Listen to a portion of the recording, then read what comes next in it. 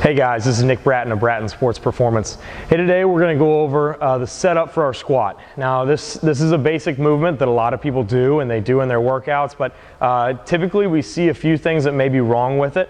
Everybody has differences within their bodies, whether that's due to an injury history or how their body is set up from a length standpoint. And so we just want to go over today a few of the things that we talk about when we're setting up for the squat, as well as some ways that we adjust and we critique it and we modify it in order to account for whatever may be going on with each individual. So Coach Alex is going to get set up for me for the squat. What we're going to do here is we're going to go feet right about shoulder width apart. Now, one thing that a lot of people talk about is the angle of the feet in the squat. So some people will squat with their feet straight ahead, some people will start to turn their feet out, and honestly, we have no issue with either or. Just because of how the body is built, everybody has a little bit of a different angle of their head and the neck of their femur as it relates to the bone itself. And so some people do have to create a little more angle than others. So what we'll do is we'll get set up in that squat position about hip width apart.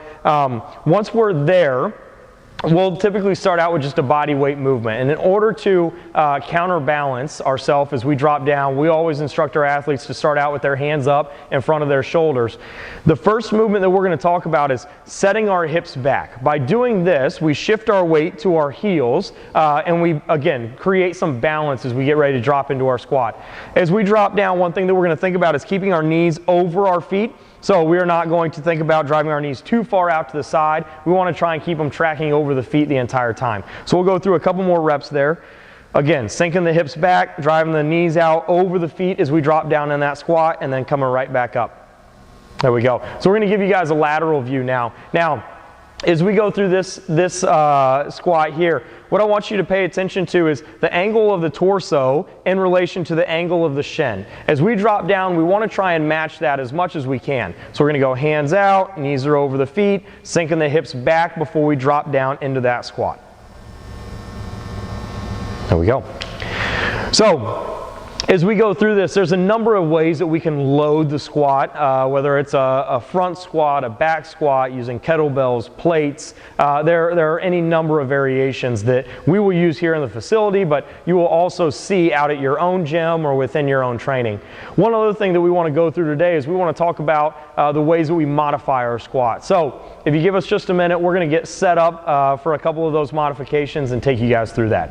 Okay, so for this modification, what we're going to work on here is our ability to drive our knees into the bench. Now, one thing that we talk about as we drop down into our squats is a number of individuals who have an issue with actually tracking their knees forward, whether it be too far forward out over the toes or they're sitting their hips back. So what we'll do is when we set up here with the bench is right at knee height. You can also do this with the wall just as easily, but if you have individuals who happen to have tight lats, sometimes tight hamstrings, and you see them leaning forward too far, a wall can make this very difficult.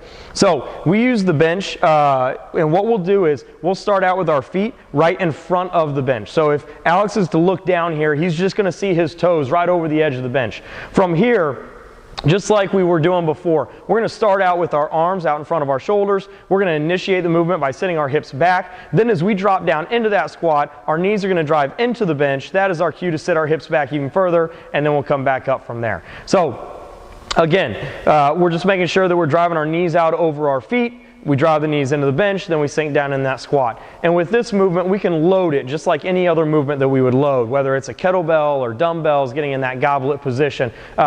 This just gives us that cue to drive those knees out over the feet. All right, so for the next modification that we're going to talk about, this is something that we typically do with our athletes who tend to lack range of motion throughout their ankle, whether they had some type of injury, a sprain or a break at the ankle, or they're just not used to getting into that dorsiflexion as they drop down in their squat. So what we're going to do is we're using just about a 1/2 inch plate. It's not very thick at all, but we're going to use that just to put underneath our heels. From here, we're going to drop down into our squat just like normal. Hands are out, dropping down in the squat by initiating the hips back into that movement. Now as we go through this, all this does is it elevates the heel and gives us the ability to drive our knees out over our toes while still keeping our weight back on our heels. So we're going to give you a lateral view of this as well.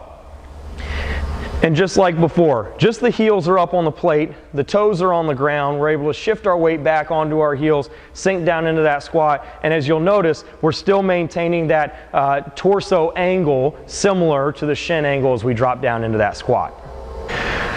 All right, one of the last modifications that we're going to talk about today is the TRX squat. Now, this is typically the movement that we will start our athletes with, but it's something that we also come back to if we're having trouble relating what we're doing to the body weight movement or once we get onto a barbell. So the TRX squat is great because it helps our athletes to understand the ability to get back on their heels, to keep that weight shifted back while also dropping down into that knee and hip bend. So what we'll do is we'll start out with just a slight angle of the body. Our arms are straight, we're creating a little bit of tension through that TRX strap. From here, just like always, we're going to initiate the movement by sitting the hips back, then we'll drop down into that squat position. Again, we're looking for that similar angle between our torso and our shins as we go through the movement. So we keep the weight back on the heels, we're shifting the hips back, dropping down into that squat just as far as we can while maintaining tension on the straps.